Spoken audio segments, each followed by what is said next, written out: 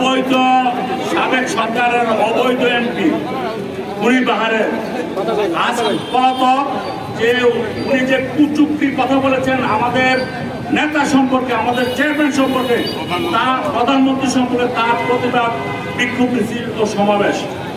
এই সমাবেশটি জানিয়ে দিতে চাচ্ছি, এখানে উনি যতদিন বাস করেছে আওয়ামী লীগও ওনার হাতে নির্যাতিত হয়েছে।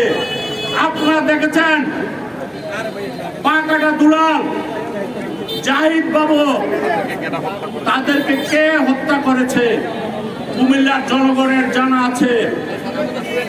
আপনি এই দূর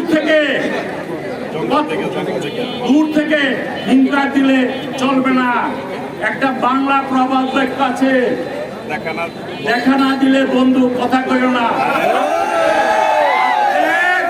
কুমিল্লার মাটিতে আসেন, কুমিল্লার জনগণ প্রস্তুত।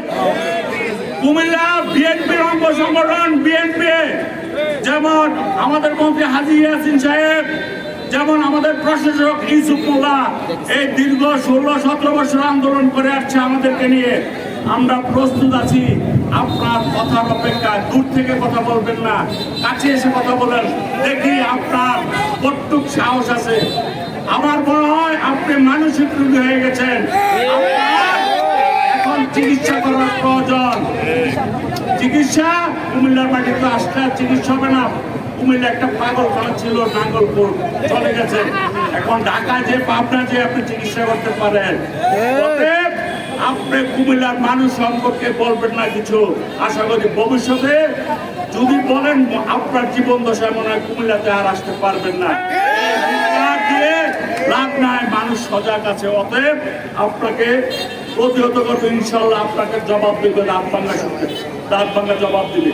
কুমিল্লার মাটিতে কিছু লোক আছে, এখন তারা গুপ্তচর আছে। এই গুপ্তচর গুলাকে সাবধান করে দিচ্ছি যে যেখানে পাবেন এই গুপ্তচর গুলোকে যদি সবাই শাস্তা করবেন ইনশাল্লাহ। আমরা যুবদল, ছাত্রদল, স্বেচ্ছাসেবক প্রস্তুত আছি। কুমিল্লাতে নিয়ে সিটি কর্পোরেশন নিয়ে আরেকটি ষড়যন্ত্র চলছে, এই ষড়যন্ত্র আপনারা করবেন না ইনশাল্লাহ। আমরা এই শহরের মানুষ, আমরা ভিন দেশ থেকে আসি নাই। অনেকে এমপি হয়েছেন ভিন দেশ থেকে, সে কুমিল্লা শহরে আর সুযোগ পাবেন না কুমিল্লার মানুষ ইনশাল্লাহ। সামনে আজকে বৃষ্টি, সামনে কথা হবে ইনশাল্লাহ, অনেক কথা। এই শনিবার রাস্তা কুমিল্লা আর হবে না। খুদা হাফেজ।